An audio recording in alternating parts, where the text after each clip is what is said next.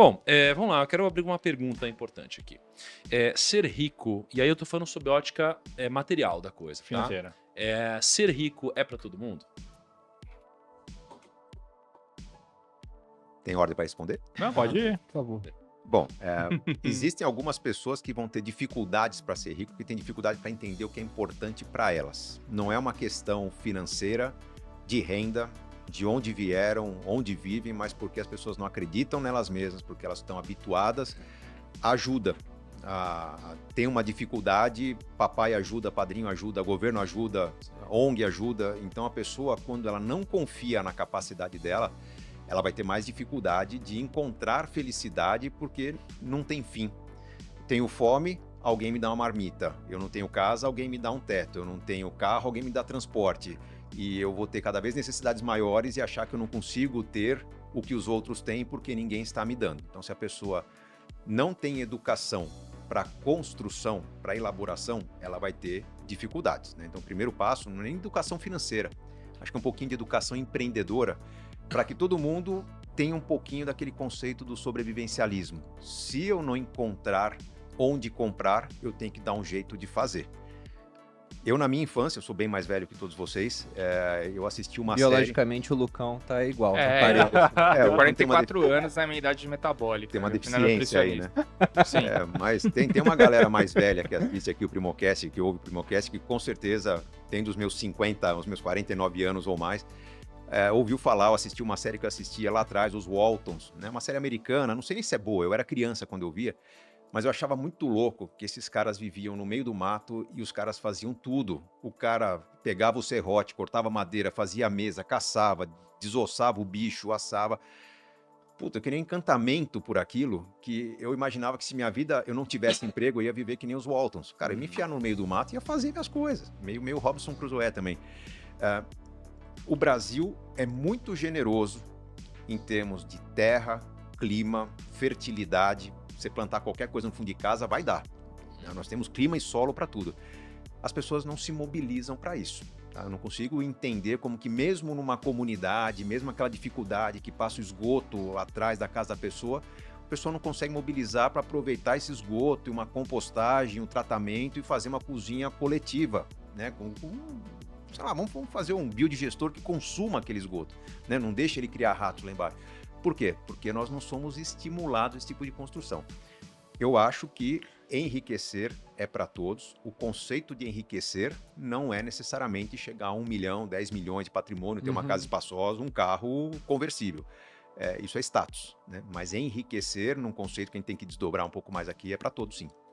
Mas será que enriquecer também não tá ligado a um pouco de o cara ter um talento, uma predisposição? Eu penso assim, cara, às vezes a gente ouve histórias, né? Tipo, vocês aqui que são caras fora da curva ou empreendedores muito bons, eu fico pensando aqui, cara, será que esse cara, na verdade, ele não é o, sei lá, é o Mbappé, ele não é o Neymar do empreendedorismo? Tipo assim, cara, não adianta, não dá pra ser igual a esse cara. Se o Neymar abrir uma escolinha e ensinar a jogar futebol, eu não vou conseguir jogar igual a ele.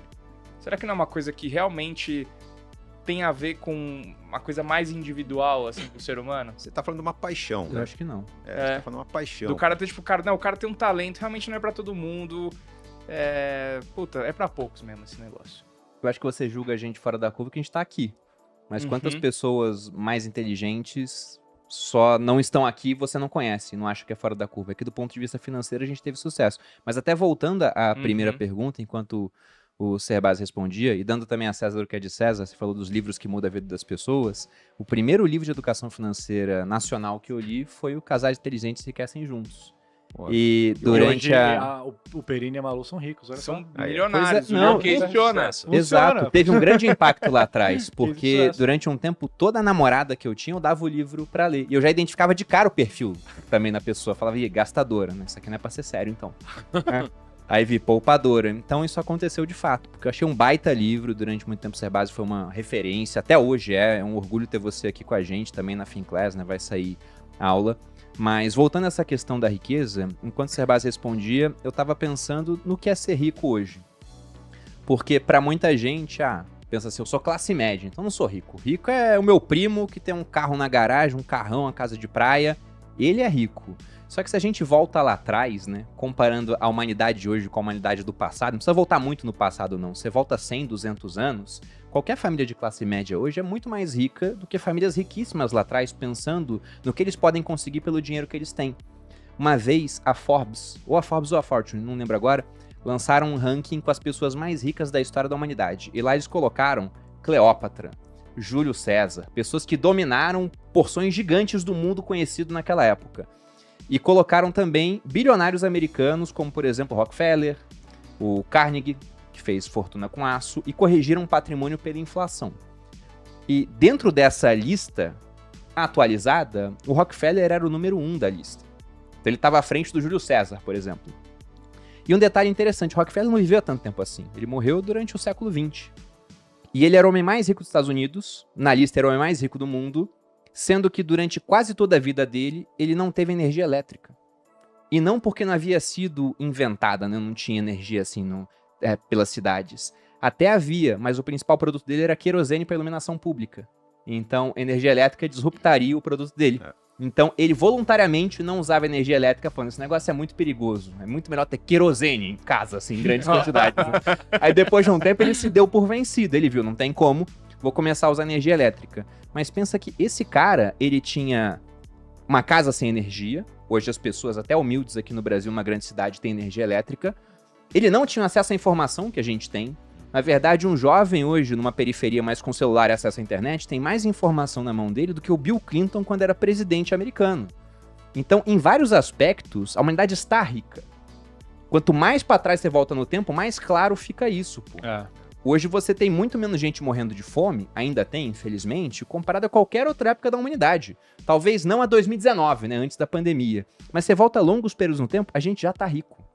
Esse é o ponto. Só que riqueza você tem mais dinheiro que seu cunhado, né? Então, mais que o vizinho, né? Exatamente, a gente tá rico, mas a minha grama não é tão verde quanto a do meu vizinho. Agora, a gente já tá segurando o primeiro degrau da pirâmide de Maslow, tá praticamente assegurado. Agora é continuar vendo o restante da pirâmide, digamos assim. E tem um lance de entender a riqueza também, não apenas como posses, conquistas, mas sobre você ter abundância daquilo que é importante para você. O importante para quem vive numa grande cidade é sim ter conforto, é ter segurança, é ter talvez um carro que te transporte com segurança, eficiência, potência. Uma pessoa do interior pode ser que prover a sua família, poder ter a certeza de ver o pôr do sol e não faltar nada, não ter medo de faltar saúde ao longo da vida, acho que faz uma diferença muito maior. O conceito de ser rico, ele é bastante relativo, depende muito de onde a pessoa está.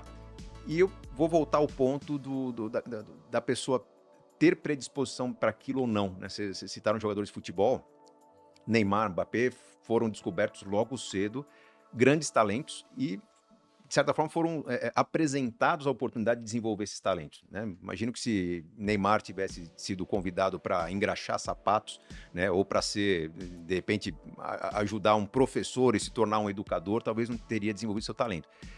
Eu me considero uma pessoa bem-sucedida, mas eu demorei a me considerar uma pessoa capaz de me tornar bem-sucedido. Eu fui tímido quando criança, eu comecei a praticar o esporte, eu não era dos melhores do meu esporte, eu cheguei ao ensino médio como um aluno que não se entrosava, era tímido, não conseguia participar dos grupos dos melhores alunos. O que me deu maior autoconfiança foi ter avançado no esporte. Foi a natação que me tornou um cara mais competitivo, um cara que aprendeu a fazer sacrifícios durante um certo tempo para colher resultados numa competição lá na frente. Quando eu comecei a trabalhar com finanças, eu tinha a convicção de que estava no lugar errado. Não é a sensação, eu tinha a convicção. Eu era formado em administração pública, tinha vontade de atuar em marketing, talvez na área pública, sabia que levava jeito para finanças porque eu era um cara bom de matemática, física e química, mas eu me senti entre 98, que foi quando eu me formei, até mais ou menos 2004, que foi quando eu voltei do Canadá, já tinha escrito um livro, estava preparando Casais Inteligentes que Crescem Juntos, tudo aquilo eram oportunidades que estavam chegando até mim, que eu estava fazendo o melhor possível para poder entregar ou superar expectativas da melhor forma possível. E, superando expectativas, ganhar o máximo possível para fazer o melhor pé de meia possível para logo me livrar daquela carreira. Foi quando o Casais Inteligentes começou a deslanchar que eu falei, peraí, acho que tem um nicho aqui. O meu livro me convenceu a continuar na carreira, porque até então o que eu era? Um cara responsável. um cara que usava a minha habilidade de comunicação, eu escrevia bem, era um cara bom de redação, porque eu sempre li muito, e usava essa redação para melhorar o que os caras que eu admirava, que eram os professores de contabilidade e finanças, eu ajudava o trabalho deles a ficar melhor. Ó, o professor deu aula, você não entendeu? Eu, como professor substituto, vou te dar umas dicas para você entender aqui. E os alunos aplaudiam. Ali eu me sentia fazendo bico. A hora que eu sair de finanças e fizer o meu trabalho, aí eu vou ter sucesso. Mas o público entendeu do jeito diferente, abraçou a causa, e eu fui me descobrir um cara de finanças algum tempo depois.